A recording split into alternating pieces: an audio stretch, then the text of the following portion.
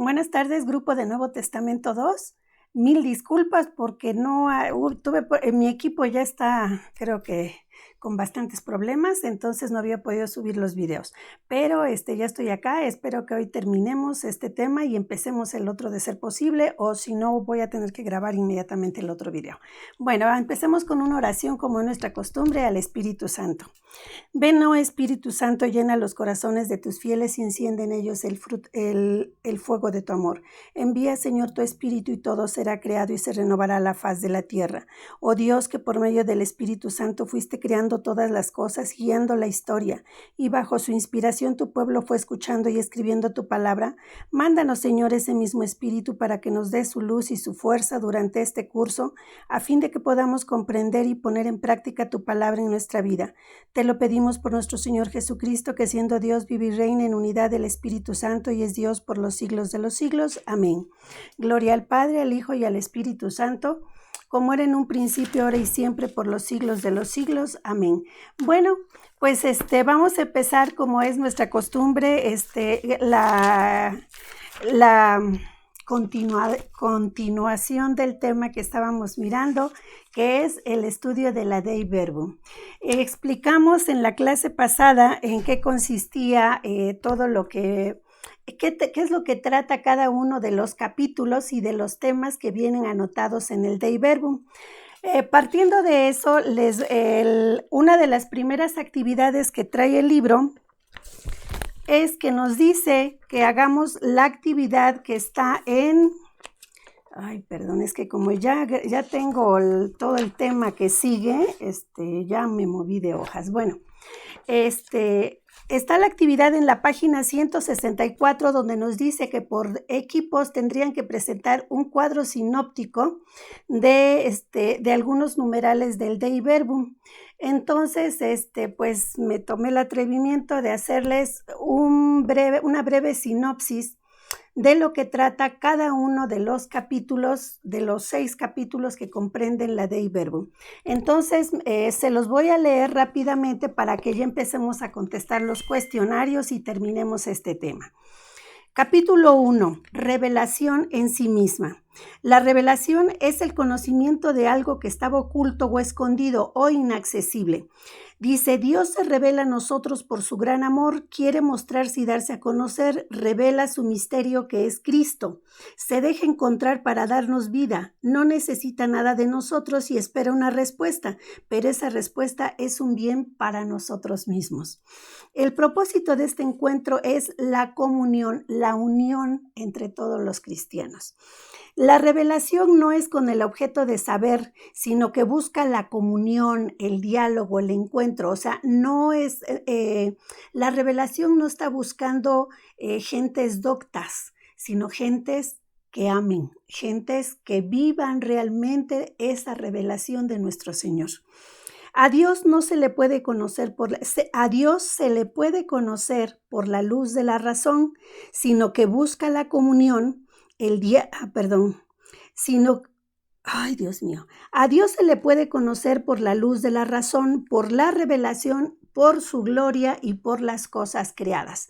O sea, a veces Dios, bueno, no a veces, siempre, Dios pone en nuestra alma ese conocimiento, ese deseo de la búsqueda de Dios, y entonces por eso dice que por la luz de la razón nosotros podemos buscar y encontrar a Dios, porque si nos podemos observar las cosas creadas, todo lo que nos rodea, todo lo que recibimos, que todo es gratuito, entonces vamos empezando a tener una luz clara de Dios. Dice, la revelación se manifiesta por Cristo al hombre, porque Cristo es plenitud de la revelación. O sea, hay muchas cosas creadas, todo lo que nos rodea, esa semilla que Dios ha plantado en nuestra alma para la búsqueda de Él, pero el culmen de toda esa revelación que nosotros podemos ir teniendo a veces de manera infusa y de manera directa, es Dios, es Cristo Jesús. Ese es el culmen de la revelación. Dice, nosotros tenemos naturaleza humana, pero también divina, que puede acceder al misterio de esa revelación. Dios es único, vivo y verdadero, es lo que Jesús nos revela.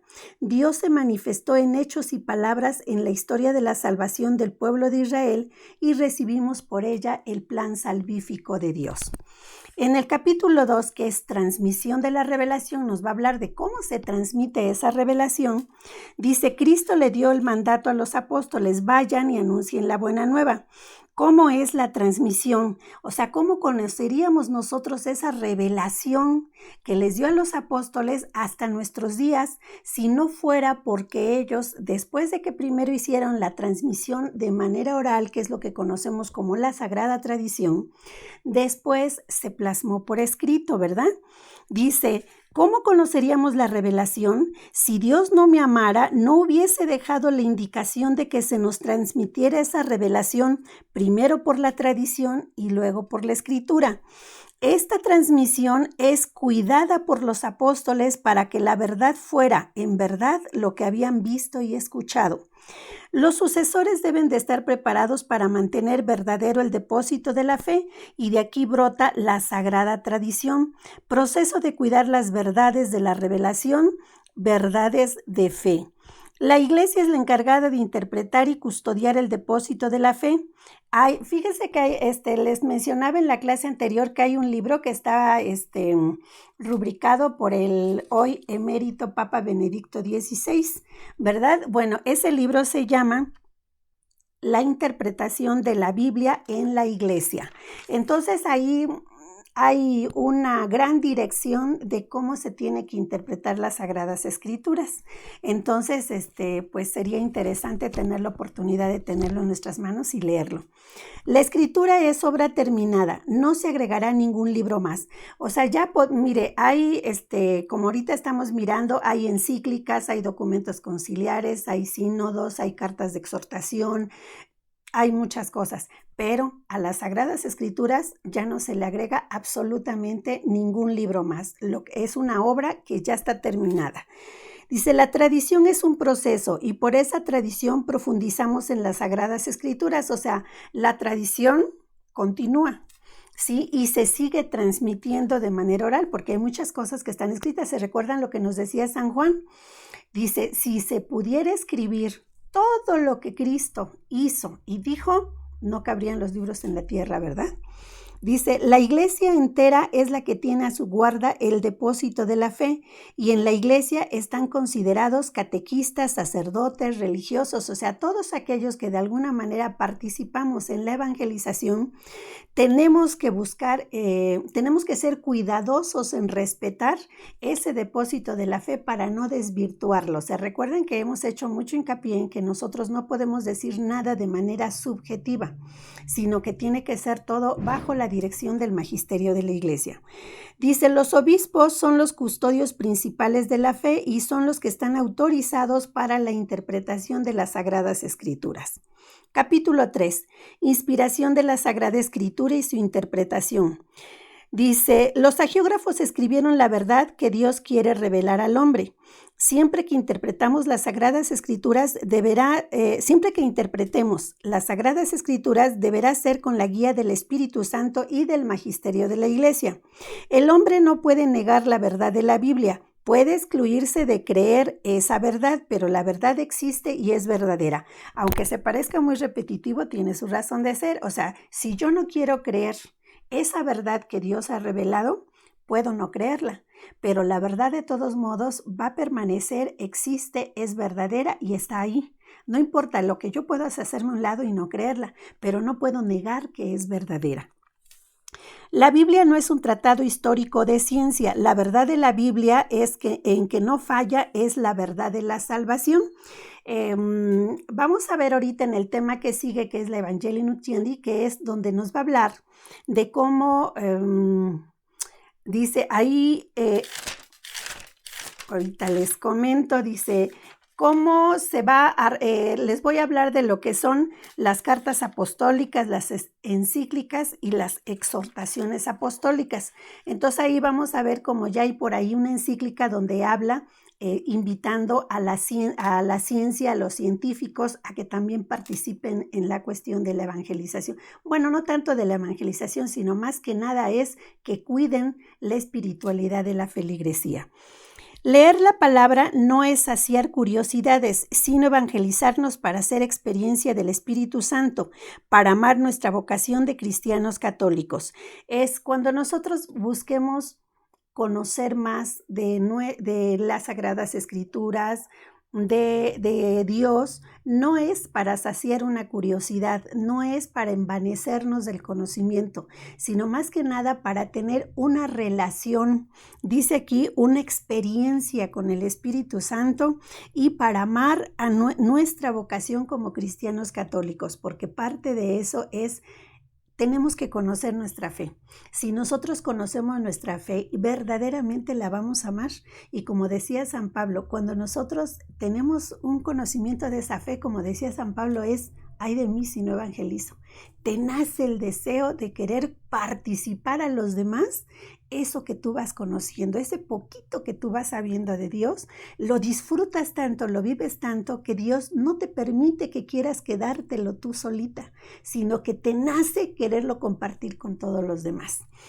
Dice, para leer las Sagradas Escrituras hay que considerar los géneros literarios, porque los géneros literarios sirven para darle un sentido más profundo a lo que estemos leyendo, porque no vamos a leer con la misma tonalidad algo que te está llevando a emocionarte, a comprender la grandeza de Dios, como vamos a leer con otro género literario de endechas, por ejemplo, donde son cosas fúnebres, de tristeza, de llanto, de dolor.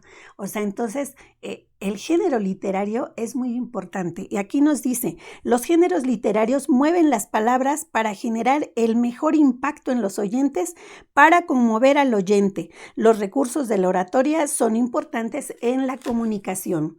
Hay que estar bien preparados para construir una sociedad con valores según la palabra. En la palabra hay que encontrar una fuente de alimento, de fortaleza y de fe, misma que es transmitida por los apóstoles, los santos padres de la Iglesia, por el magisterio y por nosotros los que ahora nos comprometemos de alguna manera con la evangelización. Todo dice, en sintonía con el marco interpretativo de la Iglesia. Sí, volvemos a lo mismo, no es lo que nosotros queramos decir ni lo que queramos entender, porque entonces ya estaríamos haciéndoles la competencia a los hermanos separados, ¿verdad? Nosotros tenemos que mantenernos unidos bajo el cuidado de la Santa Madre Iglesia. Capítulo 4, el Antiguo Testamento. En el Antiguo Testamento nos recuerda que fue preparando su revelación a través del pueblo de Israel y sus patriarcas Abraham, Isaac, Jacob, Moisés, etc. En ellos Dios hace una alianza en preparación a la alianza nueva y eterna en Jesucristo, para que ambos testamentos estén vinculados. El Antiguo Testamento anuncia lo que luego va a tener su cumplimiento pleno en el Nuevo Testamento. Dice, el Antiguo Testamento nos da claridad sobre el pecado, o sea, es parte de la preparación que se vino dando a lo largo de la historia de la salvación del pueblo elegido, cómo les va creando, primero antes que nada hay un solo Dios. O sea, el monoteísmo cuando ellos viven en medio de un mundo politeísta, ¿sí? Lleno de dioses, ¿sí? Bueno, entonces les crea la conciencia del Dios único. Luego les va creando conciencia del pecado, o sea, no te consideres bueno, o sea, eres pecador, o sea, ten conciencia de tu pecado para que te arrepientes, busques esa conversión. Obviamente no con esas palabras. En ese entonces nada más se tenían que mantener fieles a los mandamientos que Dios le había dado a Moisés, ¿sí? Y con esos ir tratando de llevar una vida en adoración al Dios único. Dice San Agustín dice, se nos dio la luz, la ley, o sea, en el Antiguo Testamento, para desear la gracia que viene en el Nuevo Testamento, pues necesitamos sentir hambre para desear comer. O sea, ¿cómo íbamos a desear que llegara la gracia si no nos habían dado antes? Dice, si no nos habían hecho antes, no nos habían dado la ley Dice, así como en la vida actual, en la vida civil, dice, primero encarecen un producto para que luego le puedan subir el precio, ¿verdad? Entonces, primero te crean la necesidad para que luego no reclames aunque le suban el precio. Así acá, primero te van a crear el hambre de la gracia para que recibas con gusto, para que desees que llegara la gracia, que es la que llega en su culmen con Jesucristo en el Nuevo Testamento. Dice, sin el Antiguo Testamento correríamos el riesgo de ver el Nuevo Testamento como un mito. O sea, si alguien nos dijera, fíjate que va a venir esto, va a llegar aquello, va a pasar aquello, o sea, esto es lo que va a suceder, estamos pasando esto porque estamos en preparación para esto que va a suceder. Si luego no sucede, ¿en qué se quedaría todo eso que nos dijeron? Pues nos quedaríamos así con aquello como de historias muy bonitas, cuentos muy interesantes, pero como nunca tuvieron cumplimiento, pues nada más son eso, ¿verdad? Mitos, historias, cuentos y demás. Pero en este caso, como tuvieron su cumplimiento en el Nuevo Testamento, entonces el Antiguo Testamento es lo que hace que se haga veraz el Nuevo Testamento. Y a su vez, al haberse dado su cumplimiento en el Nuevo Testamento, eso también le está dando veracidad al Antiguo Testamento, porque ya no fueron cuentos nada más, fueron profecías, fueron cosas verdaderas que se avisaron con mucho tiempo antes y que prepararon a un pueblo para algo grandioso que iba a venir, ¿sí? Dice, la ley es buena y sabia, pero el hombre herido por el pecado no puede vivir en el bien. Necesita la gracia para superar el pecado y Cristo es la gracia misma. O sea, nosotros con nuestras propias fuerzas no podemos nada. Solo con Dios, solo en Cristo Jesús podemos tener la fuerza para alejarnos del mal y tratar por lo menos de vivir en el bien. ¿Sí? Bueno, capítulo 5, el Nuevo Testamento. Lo que tenemos en el Nuevo Testamento es el gran testimonio de los apóstoles y de las comunidades primitivas que conocen a Jesucristo, palabra encarnada, a través de su pasión, muerte y resurrección. En el Nuevo Testamento también nos recuerda las verdades de la fe que tienen origen apostólico y por lo tanto tienen carácter histórico. Los apóstoles son testigos oculares de lo escrito en los evangelios. La santidad de los apóstoles no solo está en los evangelios, sino también en la tradición. A ver, ¿qué nos está diciendo acá? ¿Se acuerdan que nos dijo San Lucas, que nos dice al principio de su evangelio? Dice, a ver, querido Teófilo, te voy a narrar algo. Dice que yo investigué con mucho cuidado, con mucho detenimiento y que me fui a las fuentes oculares, a quienes fueron testigos de los hechos. O sea, no me voy nada más con aquellos que me platicaron, ¿sí? Que vieron, que escucharon, no, sino los que lo vieron físicamente. Y entonces, en base a eso, él va a escribir su evangelio. Entonces, acá nos está diciendo que esos testigos que fueron los apóstoles son los que se hacen, o sea, cuidan ese depósito de la fe que luego nos transmiten a través de la tradición, ¿sí? Y que después se plasma por escrito y entonces todo eso viene siendo verdadero. Hay testigos. El Espíritu Santo y la gracia tienen la fuerza que hacen posible en el Nuevo Testamento lo que no hubo en el Antiguo Testamento. ¿Se acuerdan que siempre hemos dicho, bueno, a veces somos muy duros en nuestros juicios como buenos pecadores que somos y gente humana? Somos muy duros así como para juzgar. O sea, les comento porque yo alguna vez cuando leía un libro, una novela o una historia, una alegoría que alguien escribió hace por ahí, que ya ni existe, creo, editada recientemente, un libro que se llamaba Staurofila. Y hablaban ahí de, hagan de cuenta que es la historia de la salvación del hombre, pero a través de un cuento alegórico donde se escenifican todo, el alma es una persona, el pecado es una persona, la tentación es otra persona. Y entonces hacen una historia ahí en donde yo cada vez que el alma, que es Staurofila, cada vez que caía, y volvía a caer, y volví a caer. Bueno, a mí esa muchacha ya me tenía fastidiada porque yo decía, bueno, esta babosa, ¿cómo es posible que no se dé cuenta que la están engañando, que está cayendo, que está esto y el otro? ¿Cómo es posible que otra vez vuelve a caer y otra vez se vuelve a ir de cabeza, ¿no? Y entonces hasta que razoné, o sea, que justamente yo no había leído el prólogo, desde entonces déjenme decirles que tengo la costumbre de ya leer los prólogos, porque yo no había entendido que era una alegoría de la historia de la salvación, hasta que leí que esa muchacha, esta urofila, significaba alma y que entonces era el alma de nosotros. Y es cuando me digo, oh, por Dios, yo indignada con esta muchacha tan soquete y resulta que somos nosotros mismos los que estamos en ello, que caemos una y otra y otra y otra vez estamos ahí cayendo y somos engañados 1000 veces y 1000 veces volvemos a caer y Dios nos vuelve a perdonar y nos vuelve a buscar. Sí, entonces aquí es lo que nos está diciendo, dice la santidad de los apóstoles no solamente está en los evangelios, sino también en la tradición, el Espíritu Santo y la gracia. Esto es, hablábamos, ¿por qué?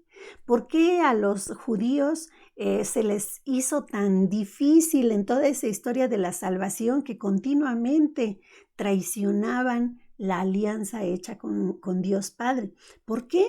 Dice, pues porque ellos no tenían la gracia. Para ellos la lucha era muchísimo más difícil de lo que puede ser para nosotros, porque nosotros ya tenemos la gracia de Dios, la gracia del Espíritu Santo, todos los dones, todas esas armas que tenemos para defendernos del pecado, del demonio, del mal, a través de nuestro bautismo, de nuestra confirmación, del acercamiento a los sacramentos. Entonces, esa gracia no la tenían ellos todavía, ¿sí? Entonces, como que ya no tenemos que ser tan duros en nuestros juicios, ¿verdad?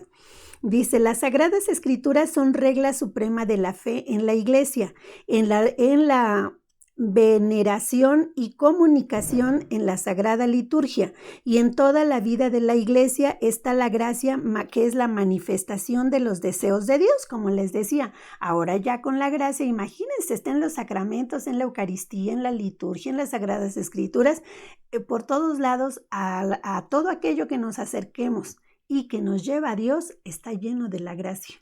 Y entonces esa gracia se derrama en nosotros y nosotros como que tenemos todavía menos excusas para caer de las justificaciones que pudieron haber tenido los judíos en determinado momento para caer, ¿sí?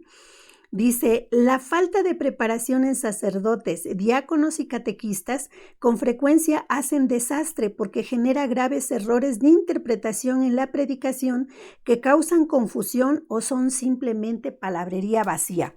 ¿Se acuerdan que entre los temas que comentábamos viene uno aquello donde dicen que es un deber, una obligación para quienes queremos participar o sentimos el compromiso de la evangelización? Tenemos que prepararnos porque no se trata, aunque tenemos que hacer muchísima oración, no se trata tampoco nada más como que pues el Espíritu Santo va a hablar por mí y yo me paro aquí enfrente aunque no tenga ni idea de qué cosa les voy a hablar, ¿no?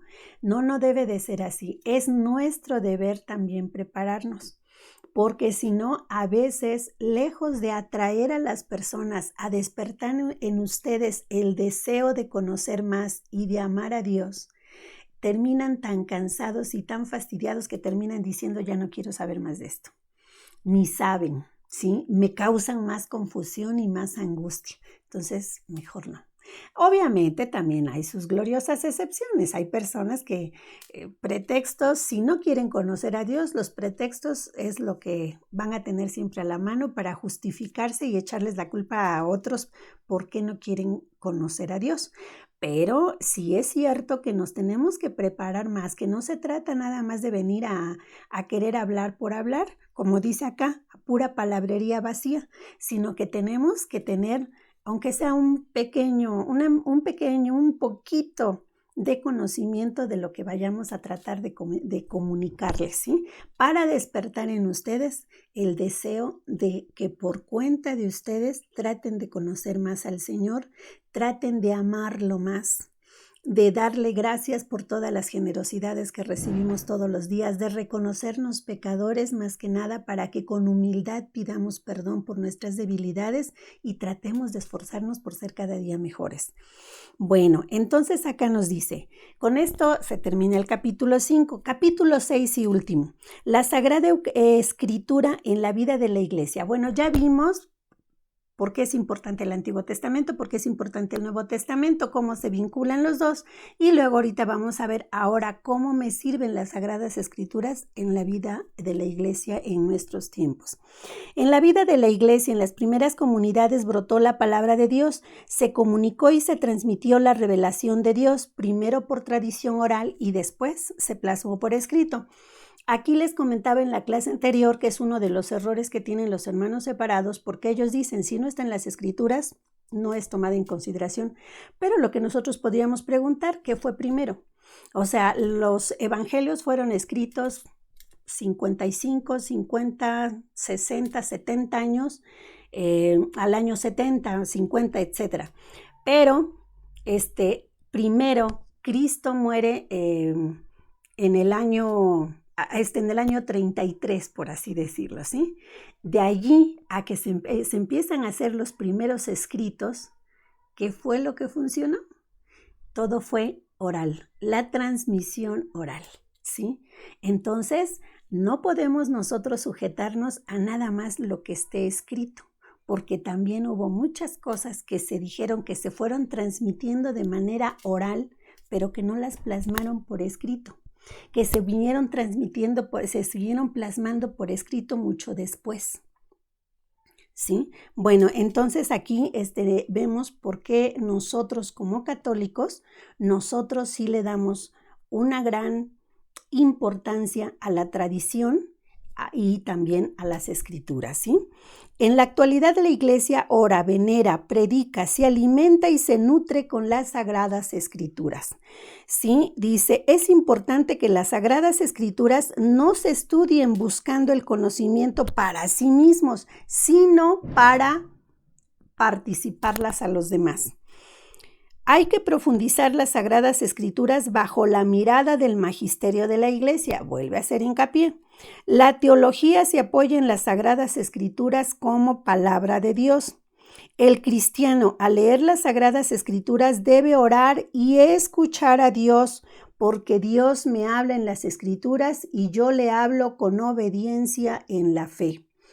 La Escritura nos alimenta siempre y es base de la vida cristiana. San Jerónimo decía, quien no conoce las Escrituras, no conoce a Dios. Ya, con eso está concluido, ¿sí, verdad? Si no conocemos las Escrituras y no las amamos, ¿sí? No las veneramos, no podemos decir que conocemos a Dios o que amamos a Dios. Bueno, habiendo terminado con este resumen así como que lo más breve que pude, vamos a contestar los cuestionarios.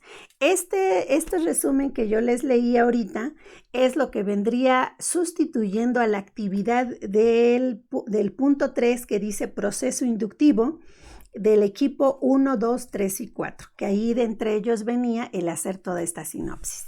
Ahora vamos a contestar el cuestionario que está en la página 164, cuestionario del punto 5 que dice afirmación del conocimiento.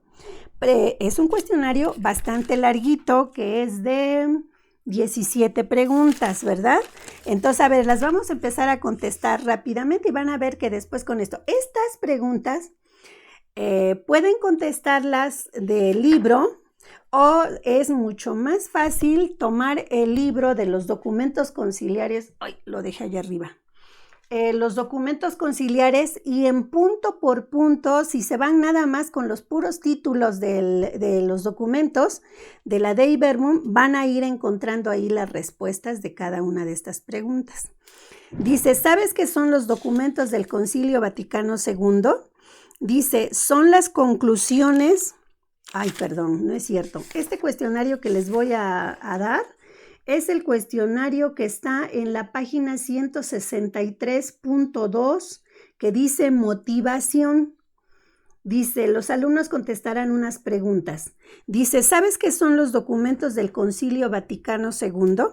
Bueno, ya se los había explicado. Son las conclusiones que toman sobre los asuntos tratados en los concilios y que quedan plasmados por escrito. ¿Qué documento nos habla sobre la divina revelación? Recuerden que la revelación es palabra de Dios, la Dei Verbum famosa, dice. ¿Qué documento nos habla? La Dei Verbum, ¿sí? ¿Qué es la revelación?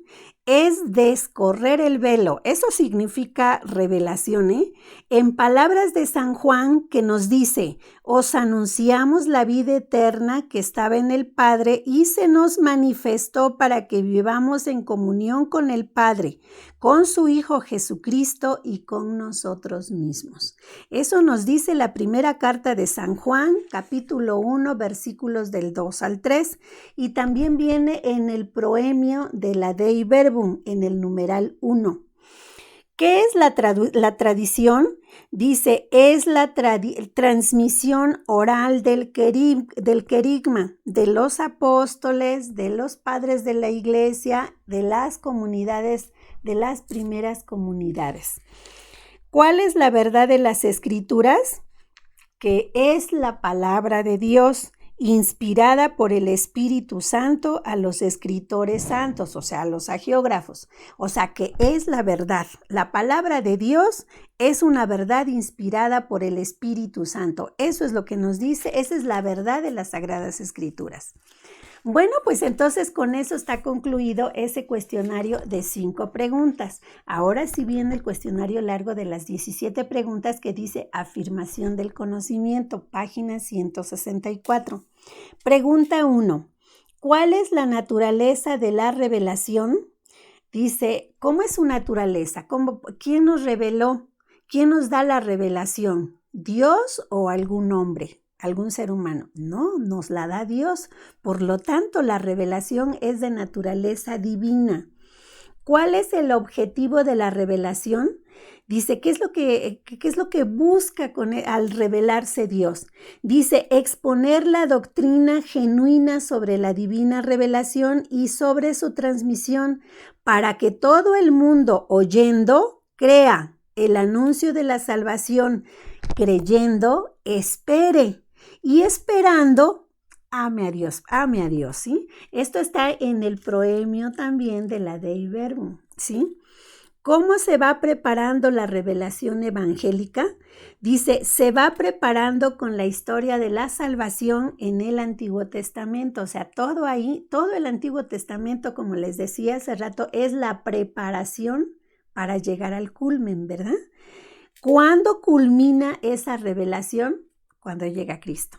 Cuando surge la palabra hecha carne, Jesús, el Hijo de Dios.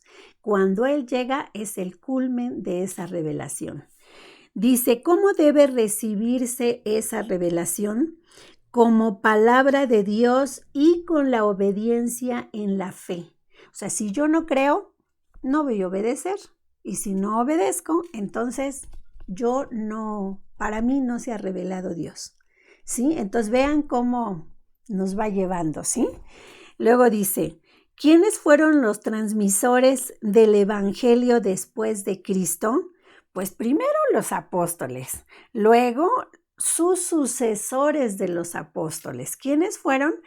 Pues hasta nuestros tiempos son los obispos, ¿verdad? Los que fueron al momento que un apóstol ya se sentía así como que ya no podía con tanta gente que se iba convirtiendo, empezaba a nombrar personas que les ayudaran en la proclamación de la palabra, no en el servicio, porque se recuerdan que había diáconos, pero los diáconos ayudaban en la atención a las comunidades, pero los obispos, los que iban nombrando como obispos, como sucesores de los apóstoles, son los que los ayudaban, pero a proclamar el evangelio, que es otra cosa, ¿sí?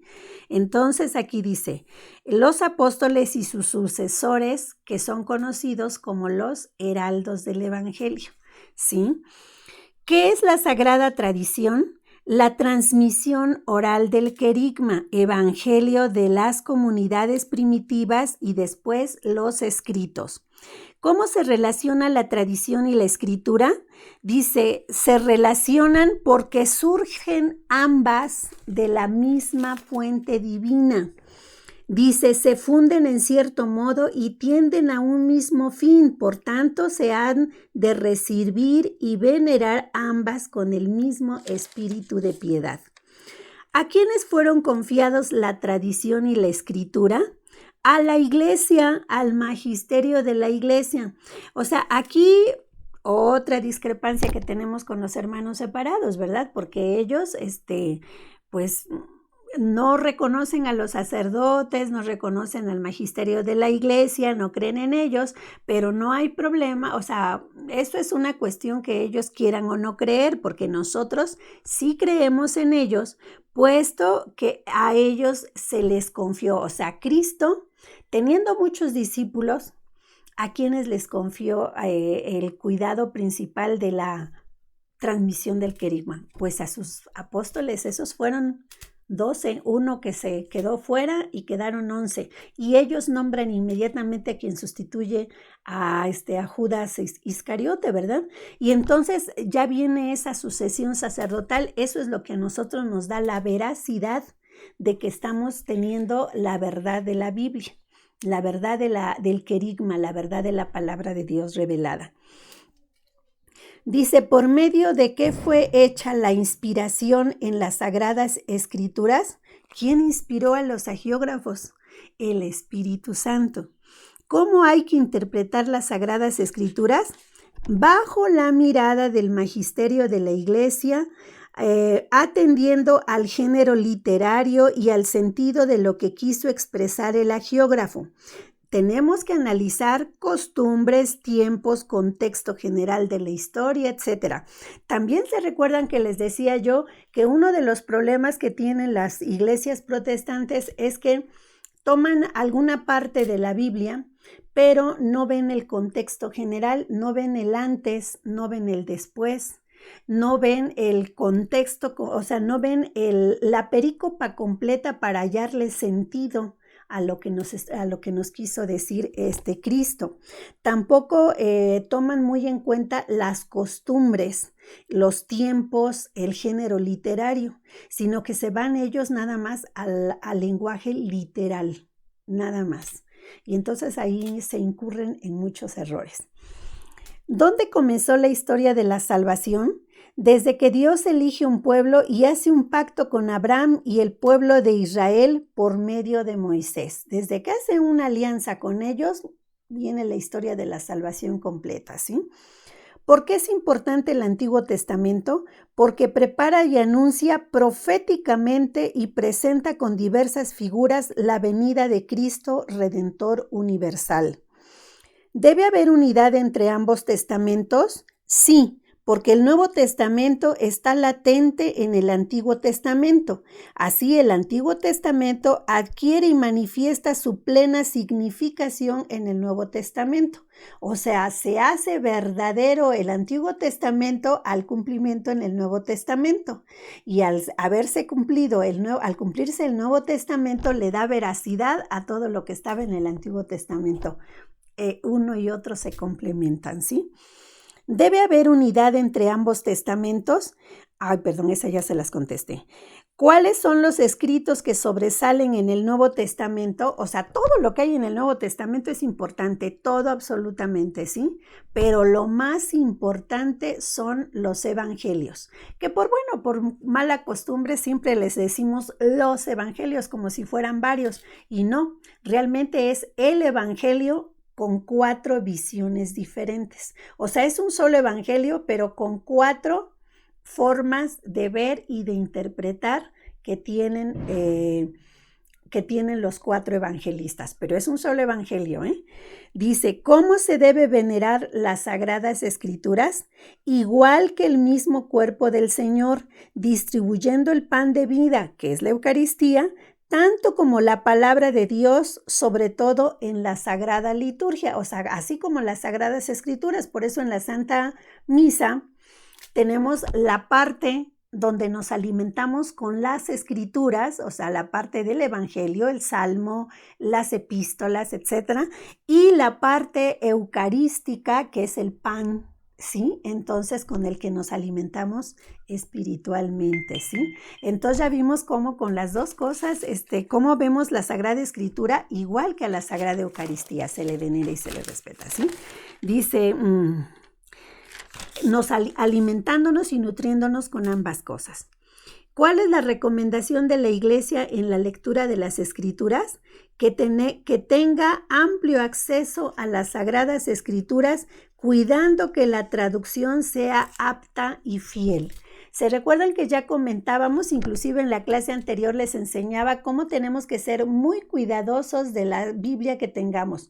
No lo van a creer, pero alguna ocasión estábamos en un grupo, en un seminario por allí, en un grupo que estaban yendo mis nietos, y resulta que descubrí que uno de los chiquillos dirigentes del grupo estaba trabajando con una Biblia protestante, ¿no? Así de este tamaño. Entonces, es cuando vemos que pues a veces hay muy buena intención, pero si no nos preparamos adecuadamente, podemos estar cayendo en graves errores, como nos decía aquí la Dei Verbum, ¿sí? Bueno, pues como ven, con esto hemos concluido el tema de la Dei Verbum y les grabo, prometo, porque ahorita ya está oscureciéndose y ya ven que yo tengo muchos problemas con la luz. La próxima clase vamos a empezar a ver lo que es la exhortación apostólica Evangelii Nuntiandi, en donde, ¿qué quiere decir esto? Evangelii Nuntiandi quiere decir proclamando el Evangelio. Esa sería su traducción literal. Dice, y se va a referir a la evangelización en el mundo actual. ¿Por qué estamos mirando esto? Porque nosotros, quienes estamos en el colegio bíblico, ¿sí? Somos personas que estamos preparándonos para ser guías, para ser maestros, como nos quieran llamar, que yo realmente no considero que seamos maestros, considero que somos como una especie de guías para apoyar a personas que quieran conocer más su fe, que quieran conocer más las Sagradas Escrituras, y entonces nosotros nos estamos preparando para ayudarlos en ese caminar.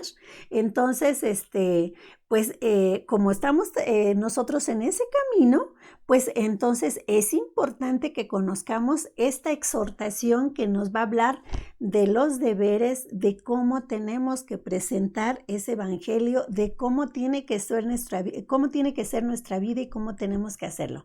Ya lo vimos en varias de las cartas de San Pablo, pero aquí ya lo vamos a ver con un vocabulario y un poco mencionando las circunstancias que vivimos ya en estos tiempos más actuales, ¿sí? Porque a lo mejor a veces en lo que vemos en las epístolas de San Pablo, podemos entender, eso fue hace tiempo, ya ahorita ya no se vive en eso, no, seguimos viviendo lo mismo, ¿sí?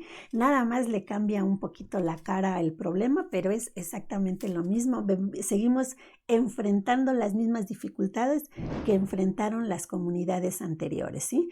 Pero nosotros ya tenemos muchas más armas para poder comprender, y a través de la comprensión creer, y a través de creer amar. Bueno, pues entonces vamos a despedirnos con una oración a la Virgen Santísima y espero estarles grabando inmediatamente. Vuelvo a hacer hincapié, hago una invitación extensiva a todos aquellos que me oigan. El 5 de julio inician los cursos de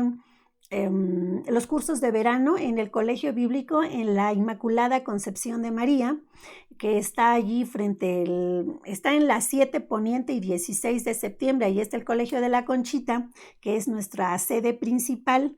Allí se van a dar cursos de verano. Hay 4 cursos muy interesantes, que me parece que es María en los Evangelios. Yo estoy invitada para dar el curso que se llama Palestina en tiempos de Jesús. Está para ver el lenguaje teológico de San Pablo, me parece. no recuerdo cuál otro curso, pero bueno, son 4 cursos, ustedes pueden inscribirse, cuesta 90 pesos la inscripción y pueden acudir a estos cursos quien quiera, sean o no alumnos del colegio bíblico, ¿sí? Pueden ir a inscribirse, pueden ser católicos, no católicos, pueden ir a tomar estos cursos, ¿sí? Pues nos despedimos con una oración a la Virgen Santísima. Contigo voy, Virgen pura, y en tu poder voy confiada, pues yendo de ti amparada, mi alma volverá segura. Dulce Madre, no te alejes, tu vista de mí no apartes. Ven conmigo a todas partes y nunca solo nos dejes, ya que nos proteges tanto como verdadera Madre. Haz que nos bendiga el Padre, el Hijo y el Espíritu Santo. Amén. Que Dios los acompañe y ojalá y tengan ocasión de inscribirse a estos cursos que empiezan el 5 de julio a las 10 de la mañana. Pues que tengan una excelente semana.